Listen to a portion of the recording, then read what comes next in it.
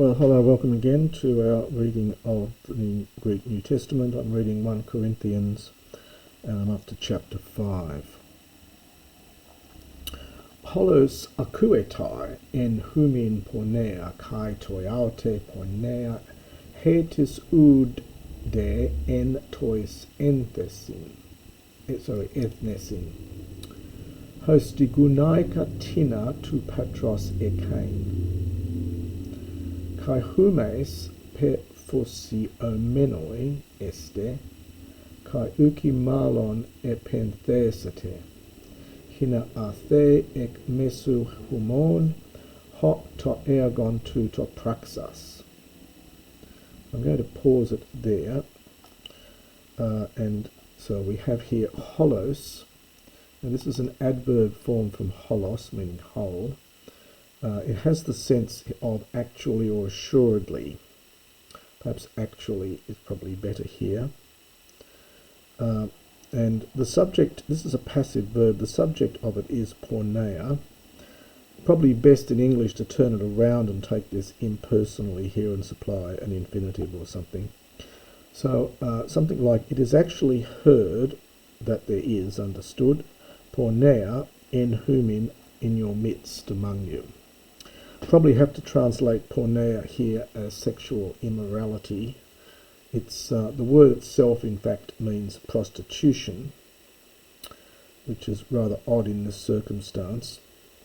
But we don't know the details of what the rest of the story was about, so it's difficult to guess.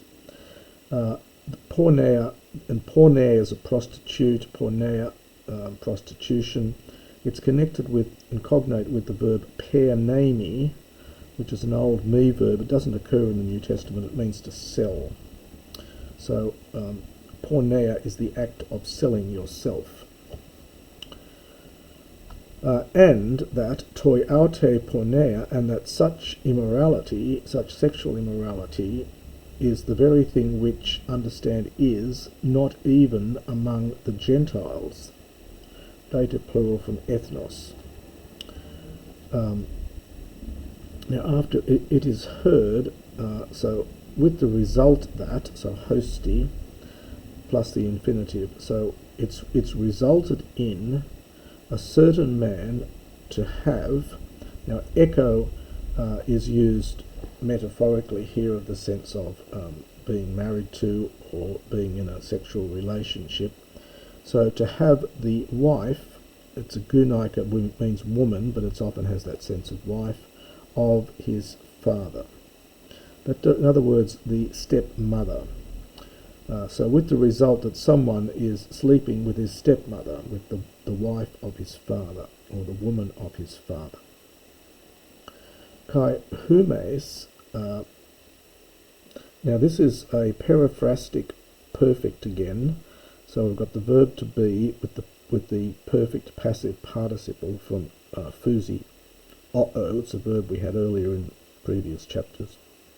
It means to be puffed up with pride. So it has the sense then, are you, and that's a question I think down here. So are you puffed up with pride? And slightly idiomatic here, did you not rather mourn? This is from pentheo, in the middle aorist, in just an ordinary aorist I should say. Did you not rather mourn? Now we get this funny use of hina, which is this Hebraic use really.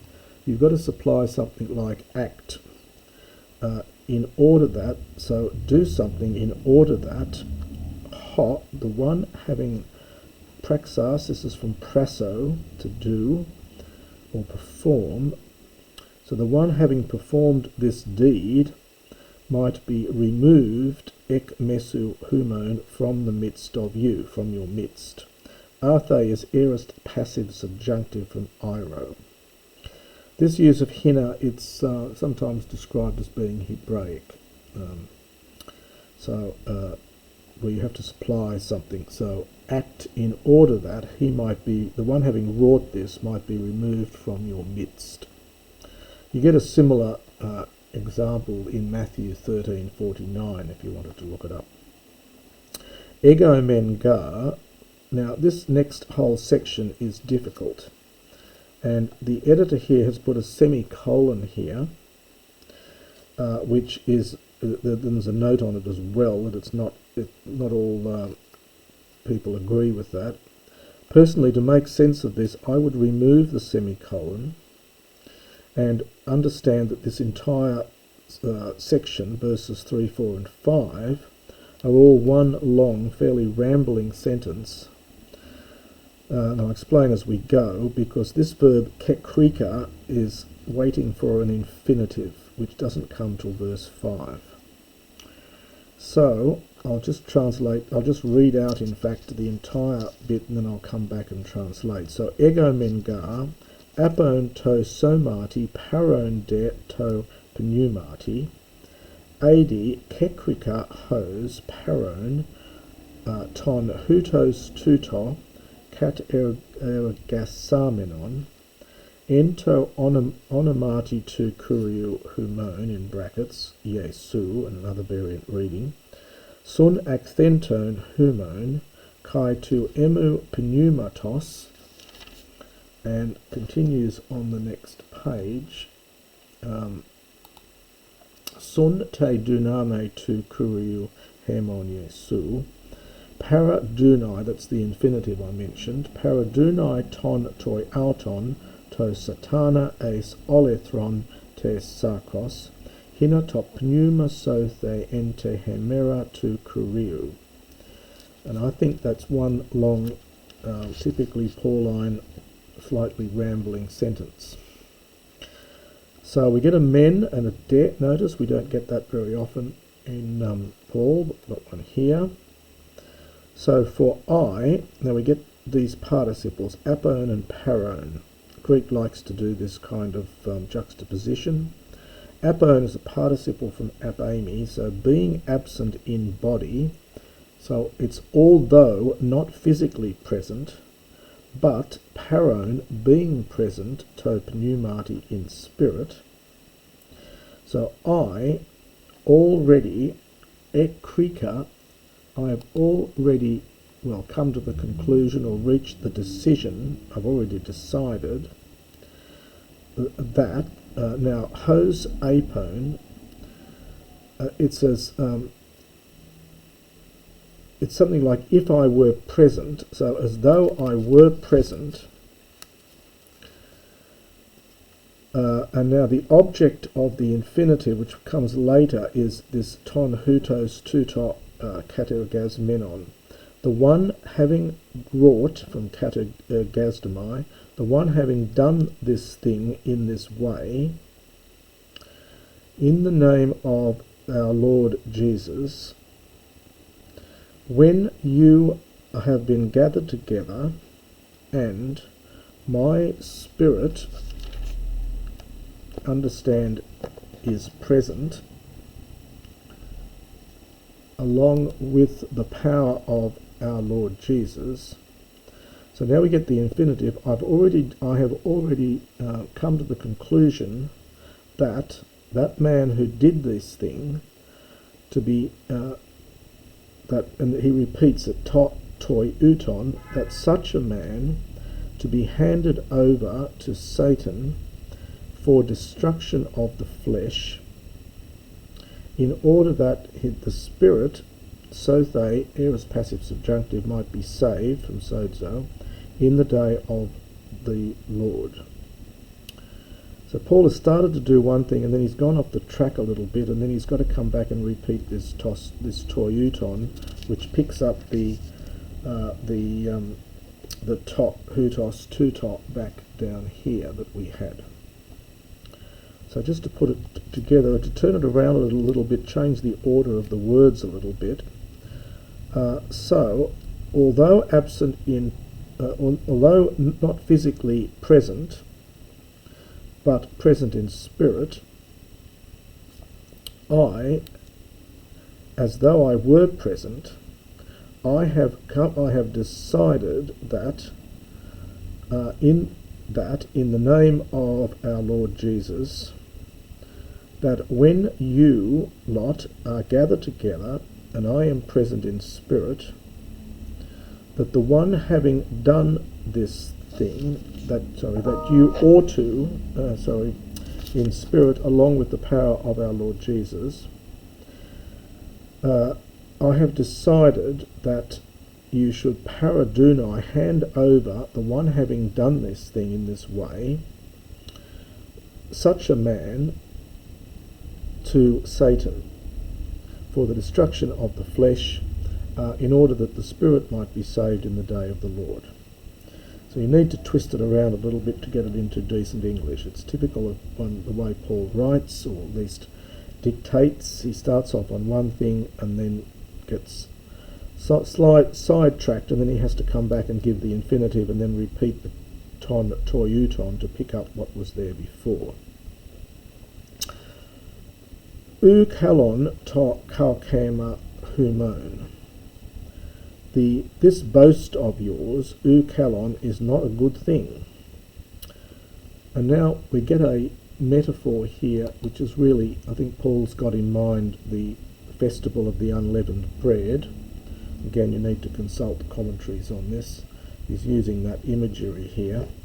So do you not know that a little leaven, this is the word for yeast, often translated as leaven, L-E-A-V-E-N. So do you not know leaven, and there's the verb, sumoo is the verb, to leaven, the whole furama, the whole dough. Furama is cognate with the verb furo, which means to mix. And of course, bread, when you're making bread, the dough is just a mixture of flour and water, and then you add in the yeast to make it rise and various other things.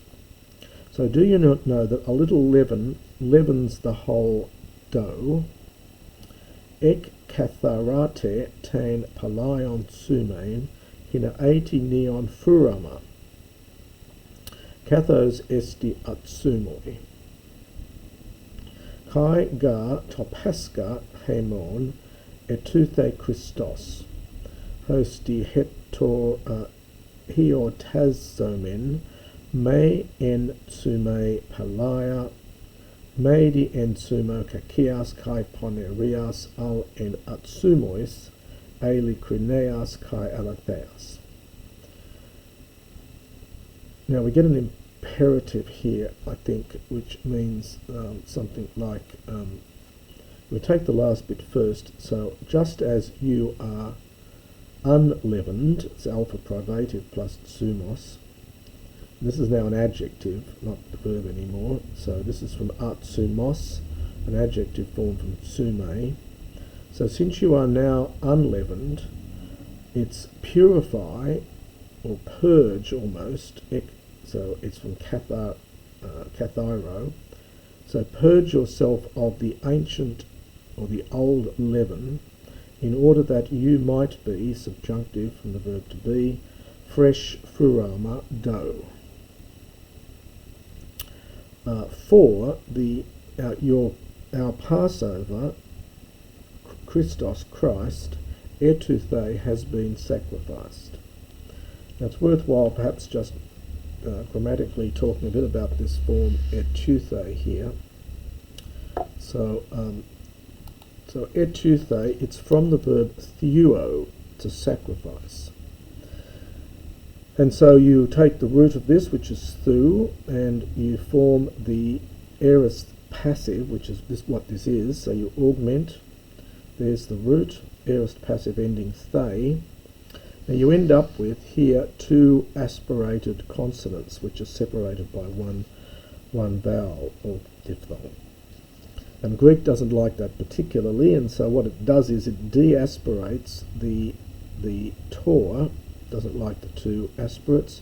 It deaspirates the first one back to a tor, and you get etuthe. It's called Grassmann's law. You can have a look it up, named after a German philologist.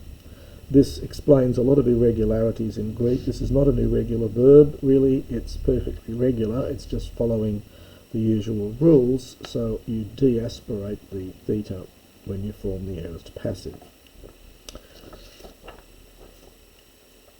So for Christ, our Passover has been sacrificed. With the result that, hostie, and then this is from heotasdo, there is a noun hiote meaning a feast. You'll notice the omega, this is a hortatory subjunctive. So let us celebrate the feast, and then we're getting this instrumental use of n. So not with the leaven, not with the ancient leaven, the old leaven, but with the anor, I should say, with the leaven of malice, kakia, and ponerias, wickedness, but with the unleavened bread, I think is what it must be here, of sincerity. This is a funny word. Its etymology is uncertain. It does occur several times in the New Testament, generally translated sincerity and truth. So, but with the unleavened bread of sincerity and truth. So this whole little section here is an allusion to the Festival of Unleavened Bread. More details, of course, I'm sure in the commentaries. Egrapsa humin in te epistolae me sun anamignusthai pornois, rupantos tois pornois, tu cosmo tutu e tois pleonectais kai hapaxin e idolalatris, epe ophalati ara ectu cosmo exelthe. Nun de egrapsa humin me sun anamignusthai e anticidelphos onomadzomenos, e pornos, e pleonectes, e idolatres, e loidoros, e methusos, e harpax. Toi uto medi sunestiain. I'll just pause it there. Now this is an interesting line here, a very important one, because it implies that Paul had already written at least one other letter beforehand to the Corinthians. So 1 Corinthians is at least 2 Corinthians in some sense, but the first one hasn't survived. So literally, I wrote to you in the letter, not sun ana mignusthai, an infinitive from sun ana mignumi, mignumi, one of those me verbs. It's to keep company with, have connections with, associate with. It does occur in the Septuagint. So I wrote to you in the letter not to have relations or associations with pornois. Now this is male prostitutes, literally. Some take this in a more general sense of anyone who's committed sexual immorality. Upantos, now this again is idiomatic here. It means not in every way. So it's not at all referring to the sexually immoral of this world, or to the pleonectais. This is a dative plural from pleonectes, which I think occurs a little bit later down here somewhere. Yeah, there's the nominative form down here. It comes from pleon, meaning more, and the ek is from echo with chi. And before the unaspirated tor in the ending of this noun, the chi deaspirates back to a kappa. So it's one grabbing out for more, so hence greedy or grasping. And it's a nominative first declension masculine noun. Sorry, this is the dative plural of that. So he says, I wasn't referring at all to the sexually impure of this world, or to those who are greedy or grasping, nor to harpaxin, this dative plural from harpax, connected with the verb harpasdo, to snatch. So this is a technical word. It means an extortioner, someone who extorts money out of people. Or idolaters. Again, eidolon is an image, and the latr from latruo, to serve. Epe, since it's something like in that case, and this is the ara here, in that case, you ought to come out from the world. In other words, since if you did cut yourself off from all of these people who do these terrible things, then you would have to, in fact, leave the world. Nunde egrapsa, but now I write to you. Now this is called an epistolary aorist. It's an aorist form which is translated as present. So now I am writing, or I write to you, not to have relations with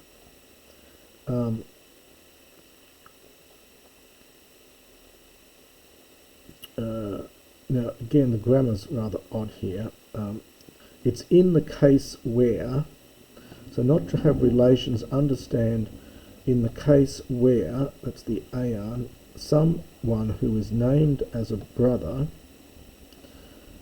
might be, the grammar's very odd here, this is Paul, so I now write to you not to have relations, understand, with someone who is named a brother, if he might be, subjunctive, a pornos, well, either a male prostitute or sexually impure, or a pleonectes, someone who is greedy, or an idolater, or a loideros, this is a reviler. You get loidorio as the verb to revile, to speak ill of people. A methusos, or a drunkard.